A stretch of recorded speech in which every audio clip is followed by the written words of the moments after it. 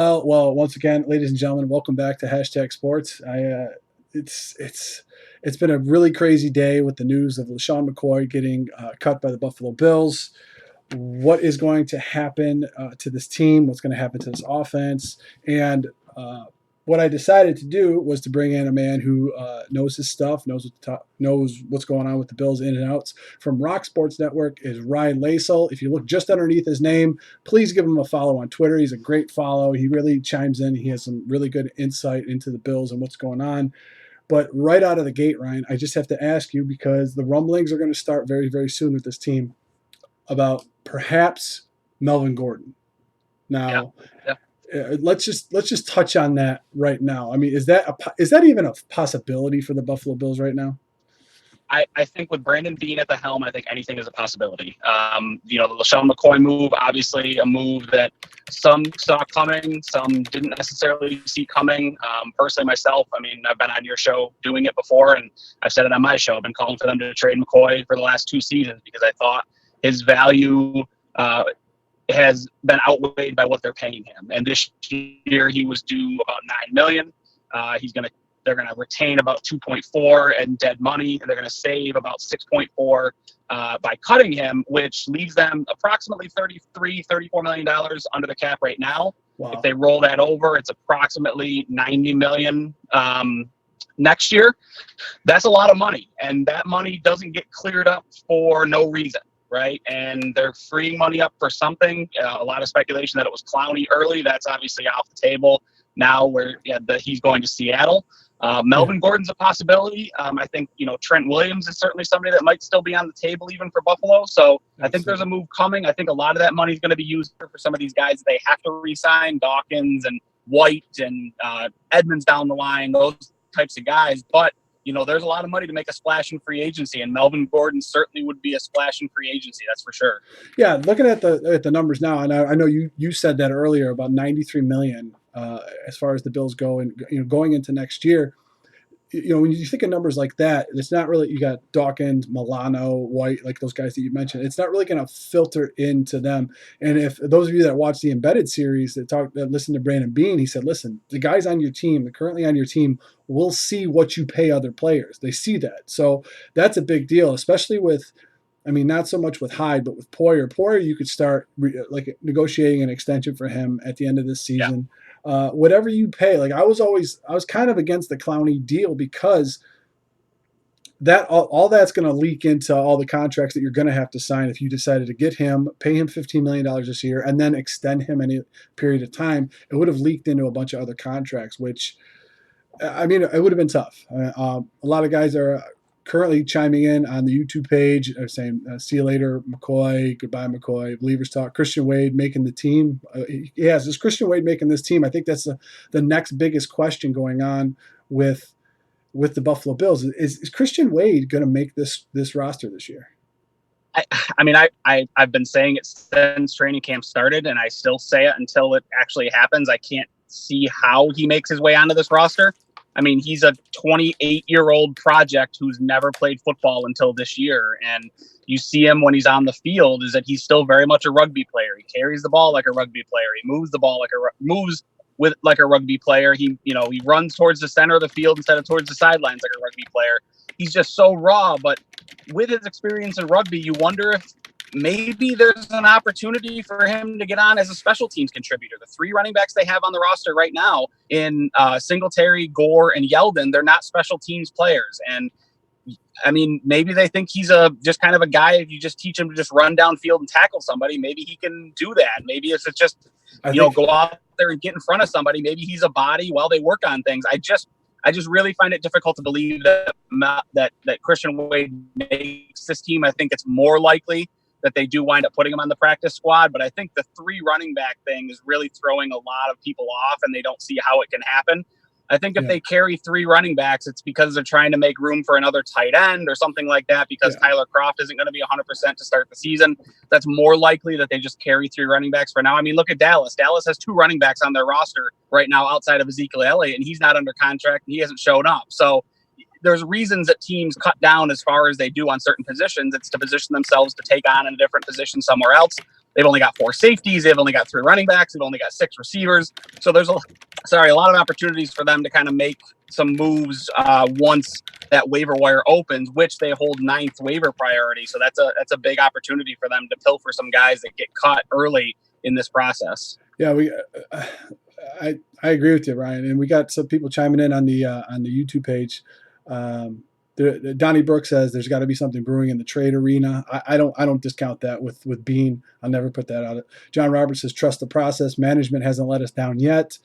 Brian Edgar says Bills show no loyalty to someone who gave so much, and I kind of responded with my knee-jerk reaction as far as the teams are going to pay you for what you give them, not what you gave them. It's very rare that a team would pay you for past services. It seems like they already paid you for that. If you were to ask me, is Shady worth $9 million this year, I would have told you no. And that, in my opinion, I don't think he's a $9 million running back. That's what the Bills were paying him.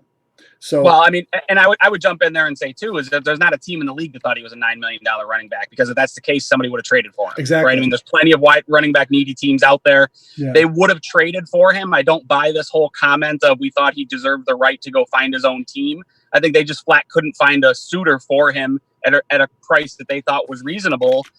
He's going to cost somebody $6.4 million. It's not reasonable for, the fact that you've got guys like Alvin Kamara out there making peanuts, and Ezekiel Elliott fighting for a contract, and Melvin Gordon fighting for a contract. Shady McCoy's 31 years old, right? I mean, his best years are behind him, regardless of how you cut it. He's not worth the money that you're going to pay him. And you got to start getting into the mindset, Bills fans, like you see it with Belichick year after year after year, right? He cuts guys a year early rather than a year late. And I think at this point with Shady, it's probably the right time to cut him. They didn't cut him early. I don't think they cut him late. This is the time to do it. You move on from a guy, you go give him an opportunity. He's got 1, maybe 2 years left on his deal. Let him go to Kansas City. Let him go to Houston. Let him go to San Francisco, somewhere where he's going to have an opportunity to play for a division title, for a Super Bowl, maybe, make that kind of a push. This was the right thing to do for them. And I think it is a sense of loyalty to not keep him on the roster and pay him when he's not going to get the time that he deserves and frankly cost the team money. Yeah, and you take a look at it, it's obviously the Bills, especially the Bills and the Bills fans, we get very attached to the players that play for the Buffalo Bills. And Shady's been here for 4 years. Fans have gotten really attached to him. But I think it seems to camouflage some of the problems that are going around with the NFL in general. I mean, we could talk about running backs and how they've been, quote unquote, devalued and what's going on and how they're used up in the NFL. However, you start to think about teams around the league. The New York Jets, they just cut their 3rd round pick, their linebacker. Yeah. You start thinking about the Jets are a mess. Start thinking about the Eagles. We traded Eli Harold for a lineman who apparently could play all over the line, and then they cut Eli Harold. So who really won that deal? So all of those things being combined, you start to see some of the cuts that are coming out. I mean, I was just looking at the CBS has a great update of all the cuts and everything. You say Elijah McGuire. I mean, that guy he was a formidable back and nobody wanted him. But to your point, and I put it in the chat, you start talking about no one wanted McCoy for $9 million. No one thought he was a $9 million running back. However, no one thought he was even a $6 million running back because the Bills were going to have to eat 2.6 of that. So you get near 30. It's really tough. I would be shocked if some team offered McCoy 2 for 10. And that's probably his max value right now. Trying to say that you're going to get this pick. I mean, the Bills traded Bodine and Teller, and they got 5th and 6th round picks. Yeah. Clowney was just traded for a 3rd. So where does McCoy stand on that spectrum of that? And a lot of people are just chiming in. They said, listen, the Bills should have traded them. Let me just try to find it real quick. The Bills should have traded him to the Eagles last year when they asked. But, I mean, that wasn't the play at the time. I mean, you had a very anemic offense here. But the other thing I wanted to ask you, Ryan, okay, so we're having some things that are just knocked down in front of our face. You cut McCoy. So you're like, okay, does Yeldon make the roster? Okay. Does that mean Perry's a roster guy because he plays special teams? And then Perry ends up getting cut.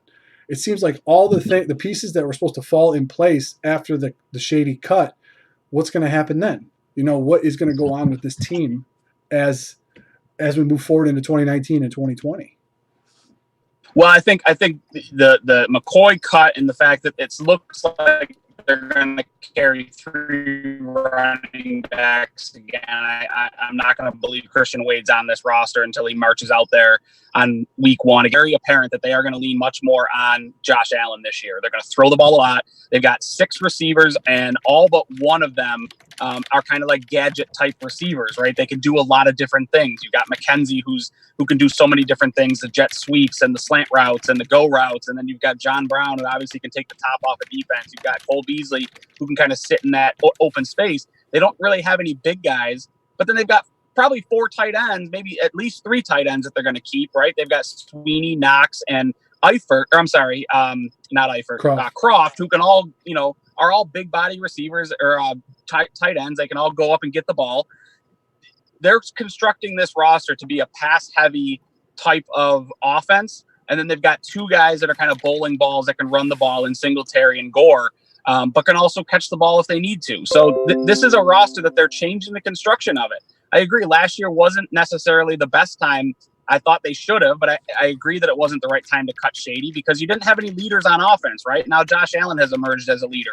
Cole Beasley's a very vocal leader. You brought in veteran offensive linemen who are going to be leaders on this offense now. Tyler Croft has been in the league for a while. Lee Smith is a guy who may stick on this team as of right now that, he's been in the league for a while. So you've got leaders on the offense. You didn't have that last year, so I get why they didn't trade Shady. But all this is a passing of the torch from an offensive team that runs the ball a lot to a team that's going to rely on a quarterback to throw the ball downfield. And, what we saw in the first 2 preseason games is what this offense is going to be. I have a firm belief in that, in Josh Allen throwing the ball 30, 35 times a game. It does seem to be the path that the Bills are going to be taking. And, I spoke quite a few times on the Hashtag Sports page about the new system that Dable wants to institute. And you could run the ball 45 times a game, or you could throw the ball 45 times a game based on what the teams give you. Now, with Shady not being there, you talked about Beasley, you talked about Brown, you talked about all these guys. Did they equip themselves with enough weapons that you can get guys out of the box now and maybe open up some more running lanes, whereas it was reversed because you had a rookie quarterback, you had Shady McCoy being the biggest weapon on your team. All right, is that a reason for them, crowding the box, 7-8 man box? It's interesting. I just posted on the tab really quick. Ferguson, who was on the practice squad, Alexander, Hughes, and Lawson are the only holdovers from 2016. So this regime is getting all of their guys. It seems like they're getting their guys in here to take over and to try to buy into the program. And I haven't seen too many tweets out of Bills camp as far as players saying, "Hey, why did we trade Shady? What's going on? What's this and that?" So it seems like this was something that they knew, but they weren't like letting anybody else know. But it seems like they knew that this was probably going to happen, seeing as that the most touted player in camp and in the preseason was Singletary. So, what is? I mean, as it stands right now, let's say no big moves get made. I don't believe that. If I'm thinking about Bean and what he's been able to do here in Buffalo. If there's no big moves, are you comfortable with the Gore, Singletary, and Yeldon being your 3 backs going into the season? Yeah. I mean, I don't have any problem with that. I mean, Yeldon, I think a lot of Bills fans, if they don't know who TJ Yeldon is, go back and watch some film on him. He's a very good running back. I mean, he's a guy who's just never had an opportunity to be much more than just kind of a change of pace, second fiddle type of guy. But he's the best pass catching back on the team. I think he's going to be fine in that role. You've got Frank Gore, who last season at the age of 34 had his best yards per carry season that he's had in his entire career. He just seems to keep getting better, even if he can only give you one more year. If he's going to clip off 4 yards a carry, that's a great number for a running back that's going to primarily run between the tackles. And Devin Singletary, he's shown an opportunity that he can break a lot of tackles like he did in college. He can handle a heavy workload. He had a ton of carries in college. And he can pass block well, and he can catch the ball to the backfield well. And that's one thing when I was on your show when we talked about fantasy rookie running backs, right? Yeah, we talk about the rookies that find themselves on the field more frequently than not are the ones that can pass block. And Devin Singletary can do that. He's going to be given the opportunity to be kind of the 3-down back if they want him to be that. Frank Gore is going to be your short yardage and goal line change of pace kind of guy. And you're going to see TJ Yeldon probably lining up in the slot position opposite of like a Cole Beasley to make 2 guys where the other team is going to have to either put a linebacker on one of these guys or a safety on one of these guys. In either situation, good luck covering both of them, because with John Brown on the outside and Zay Jones on the outside, it's going to be problems for teams. And I think they've done a great job of building a good team around Josh Allen. To your point, they're going to open up a lot of space, because if you go out there, with 4 wide receivers or a tight end that's split out wide, you can't match up with everybody. And if you try to, you're going to have a ton of running lanes up the middle. And that's where Gore and Singletary are going to feast, is in that between the tackle situation.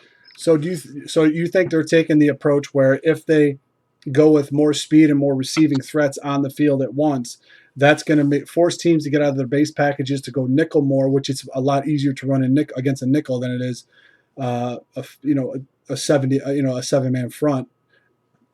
Well, I mean, let's be realistic. I mean, what does this offense look like in after game 2 of the preseason? You and I talked about this specifically. What does this offense look like? It looks like a prototypical New England Patriots offense. And I know Bills fans don't want to hear that team name, but this is what it is, and that's what that team has done forever, right? They've put 4 guys on the field out wide.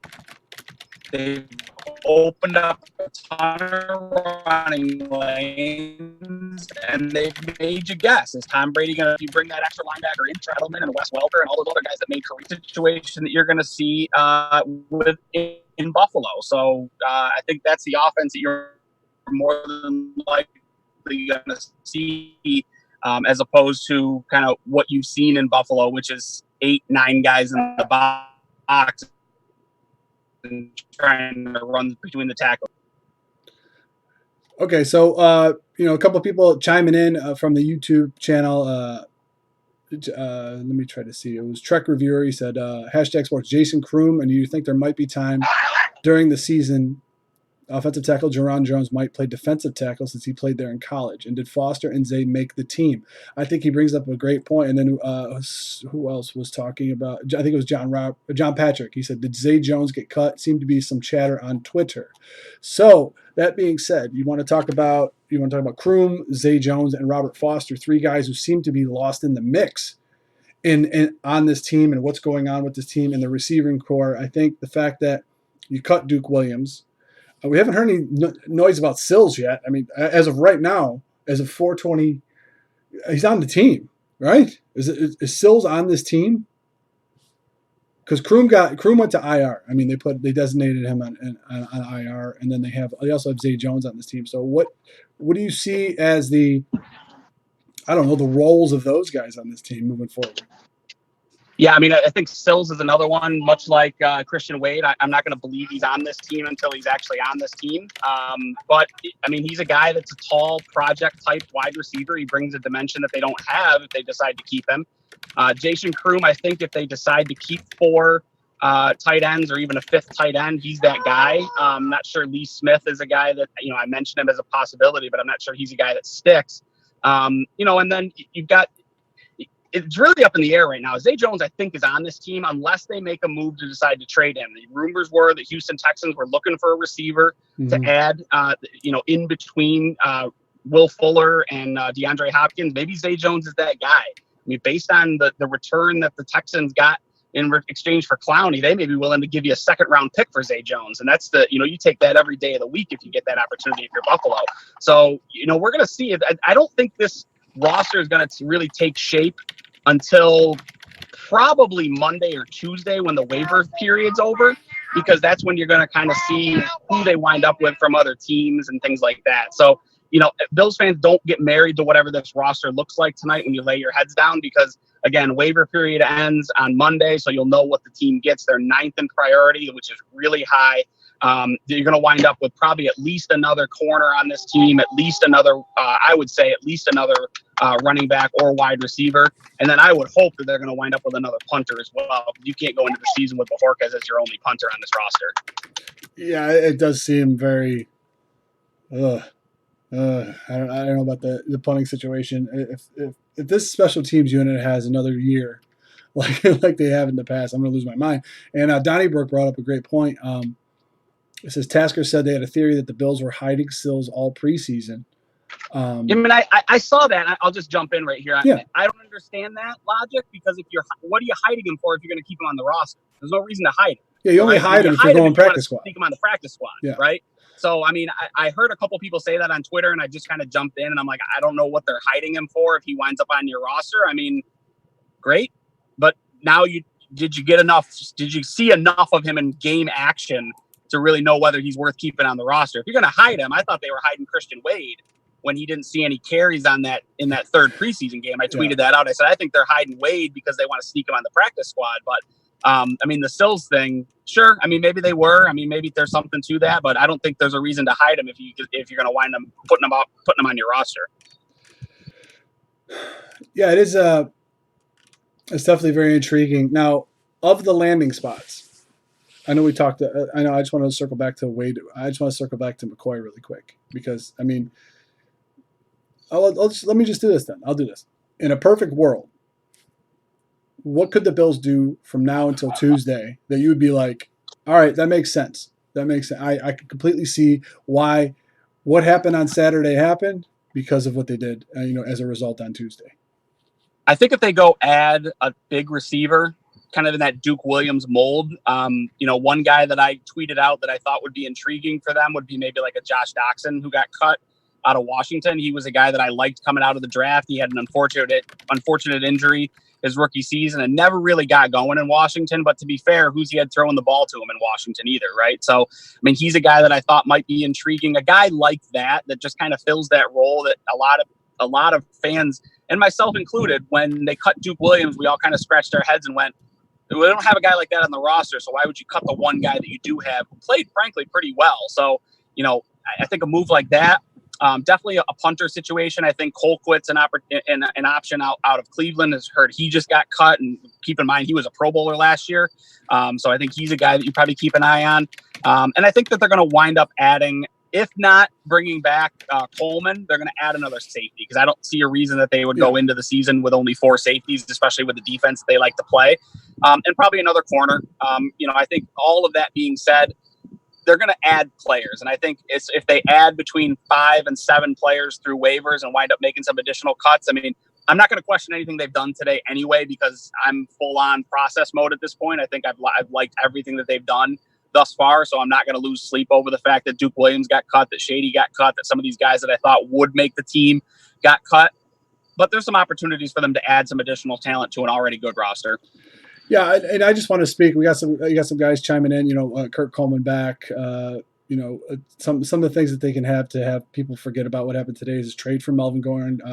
Jonathan Provis says trade for Melvin Gordon. John Marley says, I hope we get Kurt Coleman back. Hashtag sport, Trek Reviewer says, how about this? Foster, Zay, and a 5th round pick for Will Fuller in a second. I mean, I would do that today.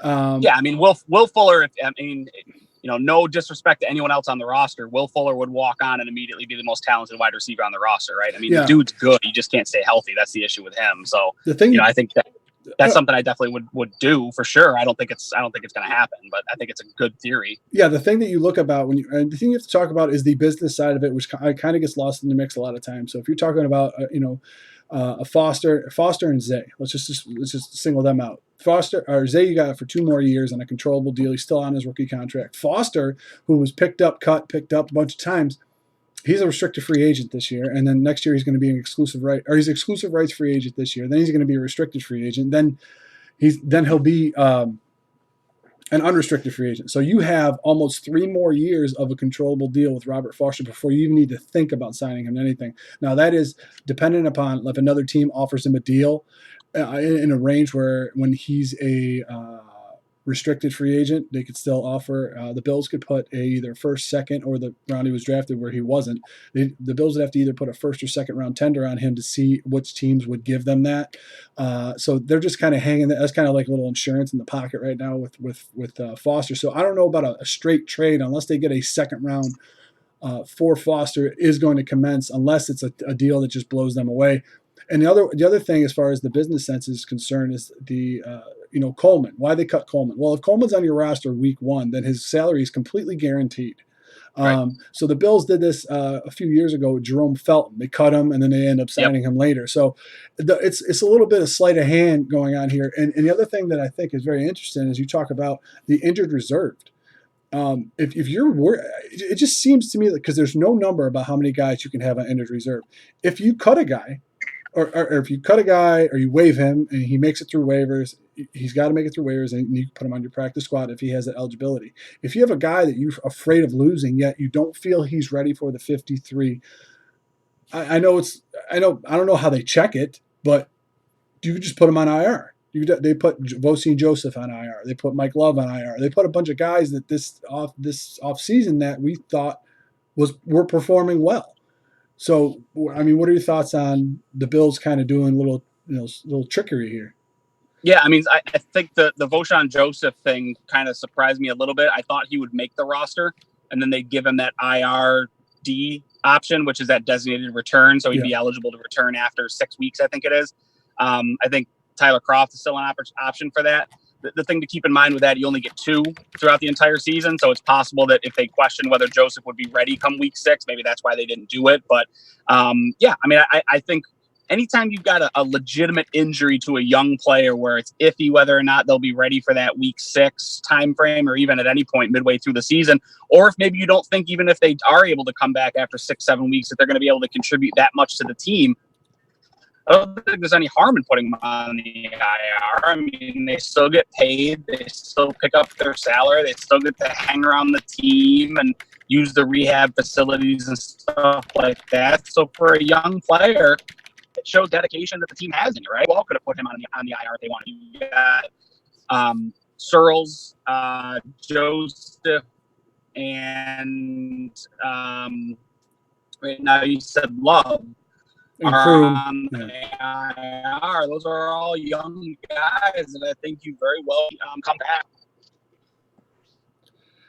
Yeah, yeah. If you think you're going to lose a guy, that's definitely the route they want to take. And maybe this is one of the things that the Bills did to themselves. If you think about it back, no one gave Tanner Vallejo or Matt Milano a second look when they were both picked by the Buffalo Bills. Now, because of the fact that they've been able to draft well in the later rounds, they have an eye for talent, and maybe some teams are looking at them and saying, "Listen, all right, who they draft in the 5th, 6th, and 7th? Okay." I mean, when you got Johnson and Sweeney, who are 2 7th-round picks, who are definitely playing at the level that they're playing at, firmly on the roster. I mean, no, yes. they weren't even bubble guys. Yeah, they didn't even seem like they were bubble guys. I mean, yeah, I mean, and you look at right. I mean, and that's why iffy on the Bodine trade, where they were kind of like, well, what does Belichick know that we don't? Well, I mean, I know what Brandon B knows, and that's that he's really good with 6th-round draft picks in his hands. So, I mean, that trade makes sense all day. And again, I tweeted it out earlier today, keeping in mind how talented this roster is that you can cut a guy like LaShawn McCoy, but still you're set up so well for next season with the $34 million in cap space, the 93 if you roll it all over next year, the multiple draft picks that Bean has been able to pick up for guys that probably weren't going to make this roster to begin with. Yeah. I mean, if you're a Bills fan, I think everything that's gone on over the last couple of days has to leave you very encouraged for this team, as not just this year, but I think moving on into the next couple of years as well, as they've got their own guys that they want to keep in house. Yeah, the players that I think that's a very underrated thing that they did, as far as if a player wasn't even going to make the team and you were able to get a pick for him, that's unbelievably huge. I mean, and I was always the proponent, whatever extra pick you get, it's almost like getting a pick in the round before it, because a lot of times when you get past the 4th round, after all the compensatory picks are gone, if you have 2 of those round picks that guys want to take flyers on to see in their camp, you got 2 5ths, that's a 4th, you got 2 6ths, that's a 5th, and so on. But the Bills have been able to, like, say, listen, if we have a couple 6 rounds, that's fine. We'll scout talent. We'll do what we need to do to get the players in here and into our system and see how they play. As far as what the offense now, this offense, how it's looking, you got Josh Allen still on a rookie deal, Devin Singletary, and you got Frank Gore, who's on a 2-year deal. You got TJ Yeldon on a 2-year deal, very controllable deal. You have all of these linemen that are on prove-it deals, with the exception of Morse, and you're going to have to probably pay Dawkins. Tight end room, wide receiver. The wide receivers are making, I think they're making 10. Yeah. It's not a lot. So the amount of money that you paid over the offseason to acquire talent, and the amount of talent that you have that's still on rookie deals, they're probably going to have to make some difficult decisions. Probably, I'm just thinking down the line, maybe like 3 years of a lot of these players. I mean, let's just think of it in this respect. The Bills have, Josh Allen and Tremaine Edmonds, the quarterbacks of each of their side of the ball. And they're gonna get paid if they keep playing the way that they're playing and improving the way they're improving. That's how that works. And the Bills know that, and the Bills know they're gonna have to set money aside for those players and what they've been doing. What is a team like Oakland that has 3 first-round picks? What I mean, what are they gonna do? Are they gonna run Jacobson to the ground so bad that they're not even gonna worry about paying him, and they're gonna pay the other 2 guys? It's just, it's finding value. Basically, my point is that finding value in the 5th, 6th, and 7th rounds is good. However, at some point those guys are going to have to get paid if they're producing for you. Yeah, you're either going to have to pay them, or you're going to have to finally pull the trigger and make a move for a big name, right? I mean, this team is ripe for an opportunity to go sign. If Josh Allen comes out and he starts playing well, and the offense is clicking on all cylinders, and they look at it and they say, you know what, we are missing that big body receiver.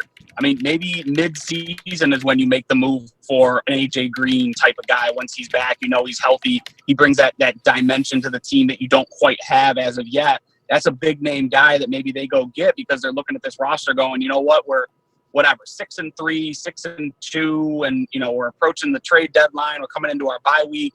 And we really think we're a piece away. And maybe that piece is a big receiver that can go up and get it, and type of a game-changing type of guy. Maybe that's what all the ammunition's for. Maybe the ammunition is for someone that they're looking at in the draft. Keep in mind, they used a 4th round, I think it was a 4th or a 5th round pick last year to go up and get Cody Ford in the second round. Mm-hmm. So, there's reasons that you make all of these moves that you make, but offensively, you do have to think about Josh Allen down the line, but that's a long ways down the line. Who knows what the new CBA is going to look like and what that does for contracts going forward? Who knows what that does with the salary cap on a go forward? I know, the idea of a salary cap is such an antiquated idea anyway. You got all these guys, they're all multi-billionaires. The only reason they have a salary cap is because they know they can't help themselves but to go out and just play fantasy football. So, there's a reason that they do it, but you don't know what the landscape of the NFL is going to look like in the next few seasons. So while it is something you get concerned with, the windows are so small to win Super Bowls. And if you think you're right there, and an AJ Green or Julio Jones are the guys that are going to make the difference for you, you've got enough ammo to go get it, and you've got enough cap space to go get it. And I think Brandon Beane's the kind of guy where if he sees the right deal and he thinks the team's going to get better by doing it, he's going to pull the trigger on it. Yeah, it's funny that you bring up Julio, because that's exactly what the Falcons did. They mortgaged one of their drafts just to get up and get Julio, and we've seen how that's played out. They went to the Super Bowl once. They've been in contention in the playoffs just because he's able to shift coverages everywhere. Now, one thing I wanted to ask you, Ryan, is if we're looking forward a little bit, because the season's is literally just right around the corner. Before the bye week, the Bills have 4 games. Barring record, what does success look to you as far as this? Because I think a lot of Bills fans, we pretty much know what this defense is made of and what the potential of this defense is. Being second in the league last year, and they seem to be only getting stronger. Going over to the offensive side of the ball, the first 4 weeks of the season, what does success look like to you, barring record? What does success of this offense look like to you? They need to be in the top. They need to be in the teens in terms of total offense. Okay. If they can be in the teens in terms of total offense, keep in mind there was a team that were, depending on which ranking you look at, they were 31st or 32nd last year in offense. If they can get into the teens, 19, 18, 17, somewhere in there, you're going to win a lot of football games. You should have a good record. If you've got a top 5 defense and a mid-teens offense, you're going to win some football games, and you're going to beat some really good football teams. The Bills don't have a tough road to the playoffs, right? They've got the 4th easiest schedule in the NFL. They've got, some games at home that I think are very winnable football games. They play in a terrible division outside of the Patriots. And, again, fourth easiest record in the NFL. If they're in the teens offensively, come the bye week, I'm really happy because they're going to get better as the season goes on, because that's what Allen did last year. You kind of assume he's going to do the same this year. So again, teens offensively, and if the defense is top 10, top 7, I think you're going to have a really good recipe down the line to not only be, I talked about it. The key with this team right now is they can't be the team that's in the graphic, that's in the hunt come playoff push, right? Come week 13, 14, they can't be that team that's off to the right on the graphic that says in the hunt. They've got to be a team that's in those wild card positions where down the stretch of the season, if they win, they're in. They don't need things to break their way. They don't need anybody to, they don't need a miracle pass from Andy Dalton on 4th and 15 or whatever that play was to make the playoffs. They are a team that controls their own destiny, and that's the situation they need to be in. And I think the way to get there is, again, in the teens in terms of total offense, top 10, top 7 defense, and they're going to be on their way. Well, I mean, I if that manifests itself, if they're in the teens after the first 4 weeks, I think that'd be amazing. But I just refreshed the page and was looking at the CBS, the cuts tracker of the whole team, and I got to be honest with you, Ryan. It looks like our fantasy football league after all the teams have been filled. There's really like nobody in here that would make a significant impact to the level of what everyone is talking about with Shady McCoy, cutting the Shady McCoy. What would offset that as far as Bills fans go and the Buffalo Bills organization? But so it seems like they're going to have to make a trade of some sort.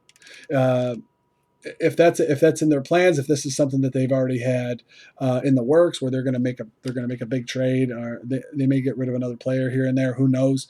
Okay, of the cuts that have already happened, do you see Duke Williams making the practice squad for the Buffalo Bills, or do you think he's just done in Buffalo? I think Duke Williams played well enough that he's probably going to get picked up on somebody's roster. I think he's probably going to be a waiver type of guy for somebody. I just think he's played too well. I was surprised that they let him walk away. I thought maybe he was the guy that could convince them to keep a 7th wide receiver instead of the 6th. I think out of the guys that have been cut, your most likely guys to wind up on the practice squad are probably going to be like a Ray McLeod, probably a Lafayette Pitts maybe is a guy who winds up on the practice squad if he's got eligibility, and without anything in front of me, I don't know if he does, but Tyree Jackson maybe. But I think there's a lot of guys out there. Slaughter, the guy that played so well for Minnesota. He was a legitimate. I thought he played really well. I thought he outplayed Tyree Jackson. So maybe he's a guy that instead of Tyree Jackson, maybe to get him to the practice squad. So, the practice squad makeup is relatively consistent throughout the season, right? You've got a couple offensive linemen, a couple defensive linemen, a linebacker, a running back, a wide receiver. So, you're going to see guys get added here and there. If Duke Williams slips through, I think he's absolutely a guy that makes it, but I just think he's done too much, and that type of receiver is so difficult to find, one of those go up and get it guys. So I think he'll wind up making somebody's roster. I'm not sure who, but he's a guy that'll make a roster for sure. Well, perhaps that's what they were thinking about. Perhaps that was the goal, is to, or maybe the goal of their offense isn't to have a go up and get a guy. Maybe they just want to try to work the middle of the field, and they were just giving. I think that's going to be the tight ends role, right? I think that's going to be the tight. We saw it happen in camp when I was there a few times, where they split Dawson Knox out wide, and I think you're going to see that with him. I think you're going to see that with Tyler Kroft. And again, stop me if you heard this before. How many times did the Patriots do that with Gronk? They just split him out wide. They made a corner try to guard him, and good luck. You got a guy that's 6'5", 6'6", that can go up and get it. And against a corner that's 6 foot 6'1". As long as the ball placement's good, the corner's never going to win that matchup without a pass interference penalty. So, again, I think they're taking a page out of the Patriots book, and that's why they felt okay getting rid of Duke Williams. I tweeted it out. I think they're going to be okay with the 3 to 4 tight ends that they've got and using them for that type of role. Yeah, it's just weird because you don't have a guy with that type of versatility. The fact that Duke was big enough and showed on the inside that if you needed him to block down on anybody, that seemed to be the case. He actually drew a penalty doing that. So, sure. But you've got tight ends that can do that, right? Exactly. There was talk. Yeah. People were tweeting out after the 3rd preseason game, turn Duke into a tight end. I'm sitting here going, well, you got 5 tight ends on the roster. How many do you want? So yeah. I think they're fine with the guys that they've got who have played the position before. And, frankly, Duke Williams is a guy who, he hasn't been in the NFL before. He had to go to the CFL because of some other issues. And those guys tend to go there for a reason, And ultimately there's, 32 teams don't miss on guys very frequently. twice, right? So we'll see how good Duke Williams really is. And if he played his way onto a roster, all the better for him. If he didn't play himself onto a roster, who knows? Maybe it's time to go back to the CFL and see if you can keep your career going there. Yeah, John Marlowe and a couple other of Hashtag Nation are saying, "Oh, watch Williams go to the Patriots," and that seems to always be the little dagger sometimes. Now, Ryan, we talked about Ja'Kai Polite, the third rounder for the Jets that ended up getting cut. Yeah. Mitchell Doherty actually brings up. He says thoughts about him being cut. Is that possibly a route that the Bills might want to go with the release of Deion Lacey? Oh, so release Lacey and go get Polite? Yeah, I don't think one caused the other. I'm just saying as an idea. Yeah, but by all accounts, Polite's a head case. He's a third round pick, but he had probably one of the worst buildups to the draft as anyone. You look at all the scouts and everything, and they say he was one of the most talented linebackers in the draft. Yeah, but he also had a ton of off the field problems. They say there was a lot of problems with his attitude. He wasn't coachable. He would have outbursts in the film rooms and things like that. When you talk about guys that to me, the type of team and type of players that this team has brought in, as much as I've sometimes rallied against it and said at a certain point you need talent over process, he's not a process guy. And I don't think he's going to be the guy that they decide to break the mold and turn right when they've been turning left with these types of guys all throughout their regime here. Did him and Vosheen play on the same team? Yeah, they both played in Florida. Or was it one Florida, one Miami? I can't remember. I'm confused.